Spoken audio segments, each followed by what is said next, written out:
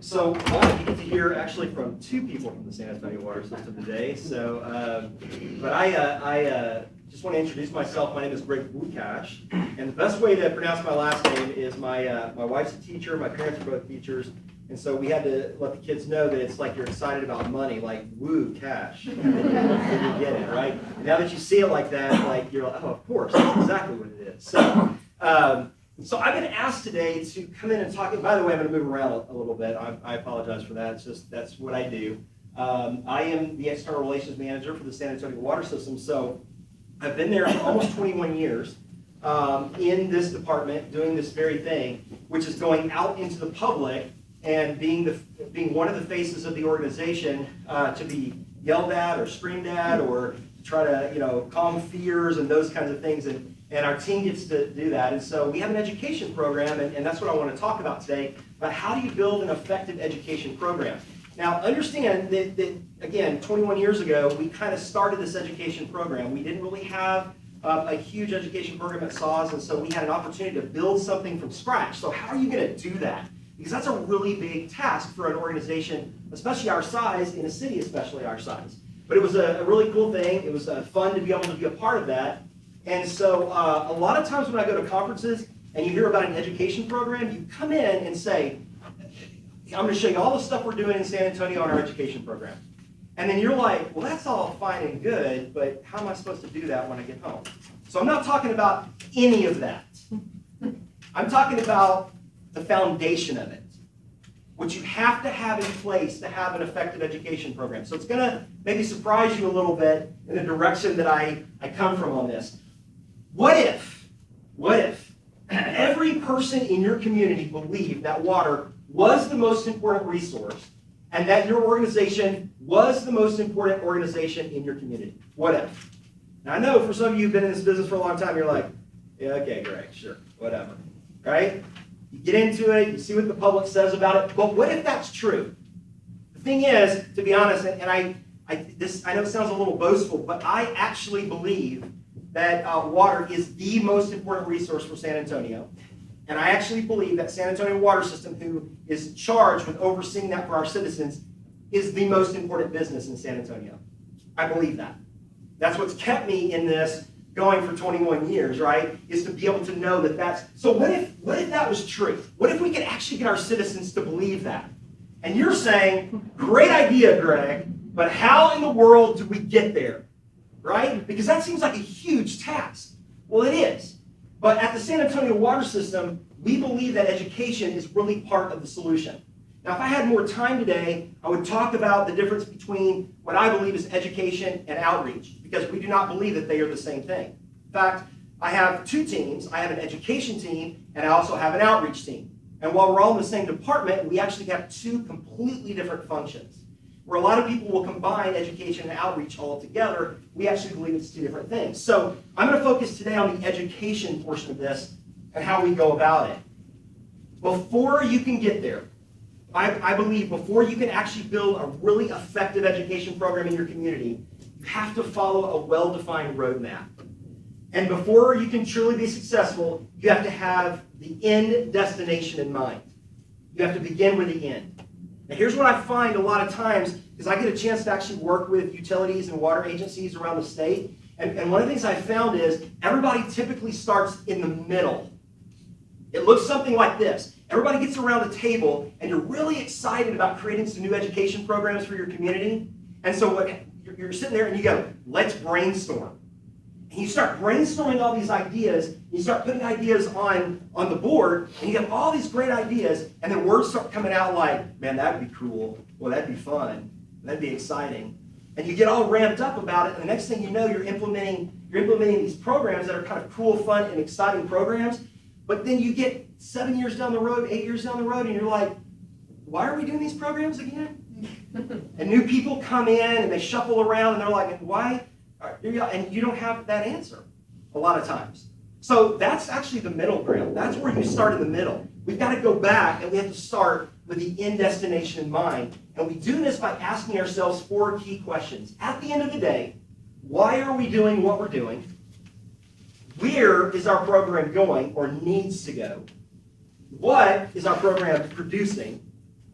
And how do we know it's working?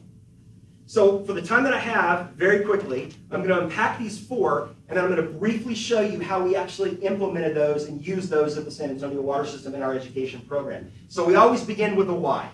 Some of you know this gentleman by the name of Simon Sinek. You've read his books, you've seen his TED Talk on always begin with why. Everything must begin with why, because why is the starting point for strategic direction. It is the beginning place for any launched program, and it has to be the foundation for leadership decisions. I actually think that my role as external relations manager at SAWS is my role is to ask the why.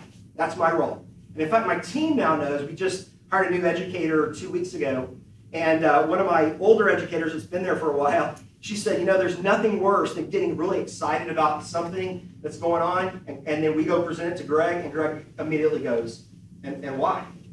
And then you're just like deflated. So she was teaching her, like, be prepared to have the why before you go talk to Greg. Because I'm going to try to ask that question. And sometimes I'll say why, and they'll explain it, and then I'll go, and why is that? And we're going to get to the lowest point where we finally understand why is it that we're going to do this.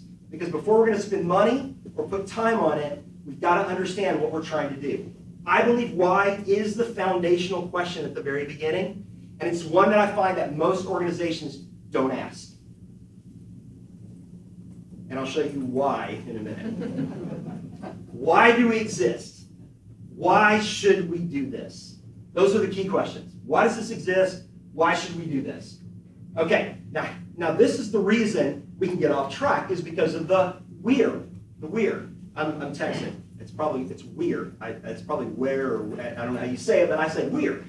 Losing your way. And here's how you can easily lose your way. Now, this is a real-life example of me, Greg Wukasch, that happened to me early on in my career in the education department at the San Antonio Water System. I'm a public water utility and educator.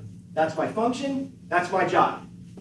So I get asked to go to an environmental conference, and I present at an environmental conference, and somebody there hears me speak and goes, man, he speaks really well.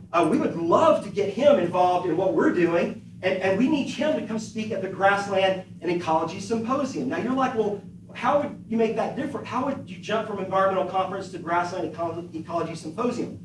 Because in that presentation, I happened to mention that grasses fascinate me.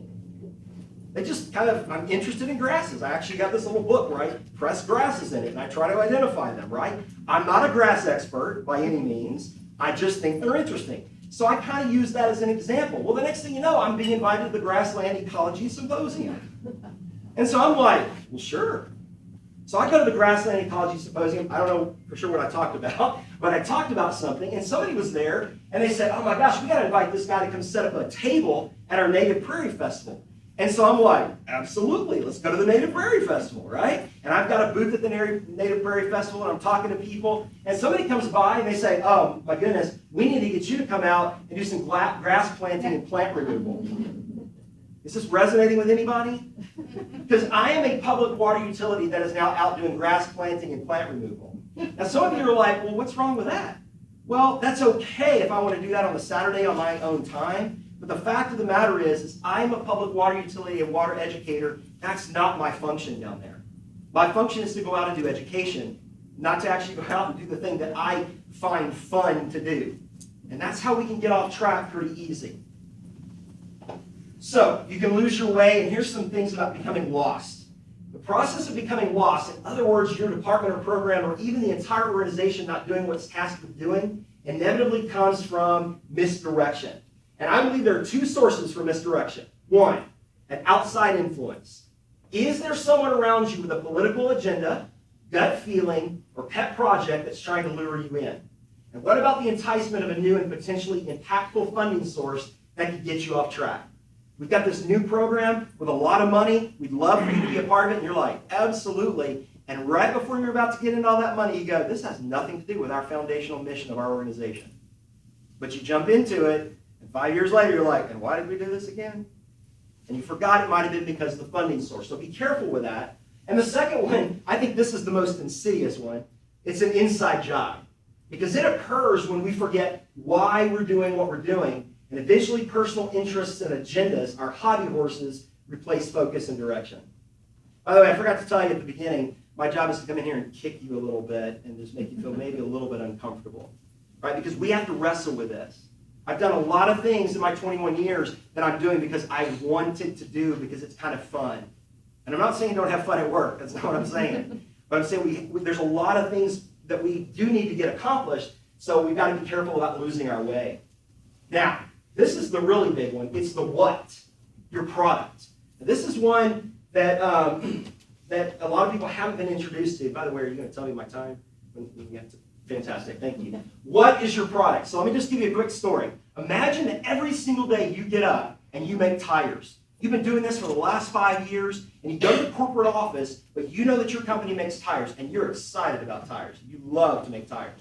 And you get up every day and you go to the corporate office, and you're fired up about tires, but one day, instead of going to the corporate office, you decide, I'm going to go down to the factory because I've actually never seen the tires being made, and I want to go see what they look like. So you get in your car, you drive down to the tire factory, and you get there, and you're all excited, and you walk in, and when you walk in to see the tires being made, you discover that you're making tennis shoes. Tennis shoes. What? I've been spending all of my time thinking I'm making tires and I'm making tennis shoes. That is ridiculous. That's crazy. And you get all nuts about it, so you get in your car, you drive back to the office, you just storm up the 3rd floor to your boss's office, you walk in and you're like, boss, I just went down to the tire factory. I thought we were making tires. We're not making tires. We're making tennis shoes. I don't understand what's going on. And the boss is like, are you serious? We're making tennis shoes? And you're like, yeah, we're making tennis shoes. And the boss goes, well, I thought we were making rubber trash cans. Right? The metaphor I'm trying to use here is that what are we trying to do? Some believe that they're creating tires. Some say that they're assembling tennis shoes. And some explain that they're manufacturing trash cans. And when the bosses are all off in different directions, or the workers, when we're not quite sure what we're trying to do at the end of the day, problems arise. In the education world, we have to answer, what are you trying to produce? That's why it's so important to begin with the end in mind. And we want to make sure we have a quality of product. Is it just a spare? Or is it doing what it's supposed to be doing? And those are the questions we have to ask about our education programs as we're beginning to develop them. Now, how do we know that? Well, let me, for the few minutes that I have, show you how we've actually implemented this at SAWS. We've used this questioning process, which we call insight, in the creation of our education department over 20 years ago. We did not jump immediately into, let's just do all these things. We said, let's stop for a second, and let's find out why we need to do these things.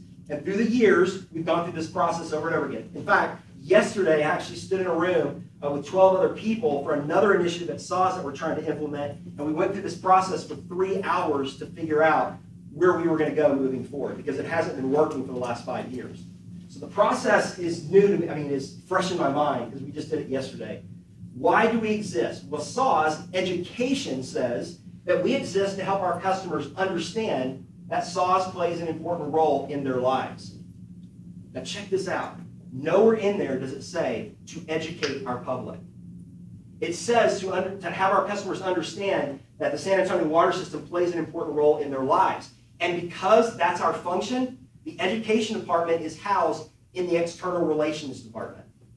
I know education departments that are housed in the conservation department because their mission is completely different. So this question actually helped us figure out, where does our education department need to actually be housed? And every so often when somebody would come in and say, we need to move the education department, we would be able to go back to this and say, no, this is what we're about. It makes sense in external affairs or external relations. Where are we going? Well, we're trying to move our students from knowledge to action. We do not believe that the education process stops at just how much we can give them, how much knowledge we can give them, but actually how much they're participating in the community and doing things in the community. And what are we producing? Well, our product is called a water literate student, who exhibits what we call the core characteristics. Now, how do we know, and I'm going to show you this just real quickly, how do we know? Well, we are looking for something that we call the core characteristics. We call this the DNA of a water literate student. We literally drew a picture on a whiteboard of a student and said, what do we want this student to look like when they have gone through our education programs? What do we want the public member to look like when they've gone through our education programs? And here's what we decided. We want our students to understand their place and the value in the community. We want them to take ownership of water resources in the community. We want them to identify the issues that are affecting our community and develop those skills necessary to actively propose and implement solutions. We want them to understand the necessity of water to the health and growth of the community and take personal responsibility to care for this important resource. And we want them to proactively engage in opportunities to increase their awareness, knowledge, skills, and stewardship of water resource issues facing the community and carry on that process by sharing with others in their circles of influence. Everything we do in education, in our education team, everything is predicated on this. And anytime a new program comes our way or a staff decides, hey, why don't we do this program, I ask the question, how is it going to get us to the water literate citizen? Is it connected to this? And we go through a process of figuring that out before we actually fund something, before we put time and effort in developing that moving forward. And how do we know that it's actually working? Okay, this is the piece that I always get asked. Well, how do you have metrics for this? Well, I finally have figured out that you can't have metrics for something that you're not actually measuring. Hence the reason why you have to start with the end goal in mind and develop it. And once you figure out what it is you're trying to develop, then you can start figuring out where your evaluation tools are for each one of those. So we're actually in the process right now of developing something called a core score. And we are doing these evaluations not just on the holistic person, but on the C, the O, the R, and the E. So as an example, when our educators go into a classroom to do a presentation, we have the teacher fill out our core score, and we have developed 4 questions that we ask the teacher, how do you think your students are going, and this is just, I'm just talking out loud, it's not the real question, but how do you think your students will engage in the community? Do you believe after the presentation they're going to feel more of a sense of ownership? After this presentation, do you think that they're going to be more responsible? After this presentation, do you think they're going to go home and turn off the water while they're brushing their teeth? And we get that data back from the teachers. That helps us determine what they believe our presentations and our programs are doing as part of the core program. Okay, so we're in the process of developing all of that right now. This is why I believe this is so incredibly important. I'm sorry, let me ask. So ask yourself, so here are my final points. Ask yourself, do I know why I'm doing what I'm doing? Do I know where our program is going or should be going? Am I clear about what our program is producing? And am I confident in how it is working? And when I did this presentation before another conference, right afterward, I had a group of people that came up to me immediately and they said, okay, wait, we are just in the process about to launch like this coloring book that we've been working on. And now we see this, and it's starting to scare us a little bit. And I was like, go do the coloring book. That's fine. I'm not telling you not to do whatever. But and I asked them, I said, why are you doing the coloring book? Yeah, of course, right? Why are you doing it? And they looked at me, and they said, because this other water utility at this other city, they have a coloring book, and so we need a coloring book. And I said, well, why do they have a coloring book? I don't know. That can't be the answer anymore. Can't be. And I've been doing this long enough to know that a lot of times that is the answer we get in the education world. Just because a group of people has a bunch of boards, hammers, and nails does not mean they are building a house or anything recognizable. Some leaders actually think they're doing their job because there's just a lot of hammering going on. Thank y'all so much.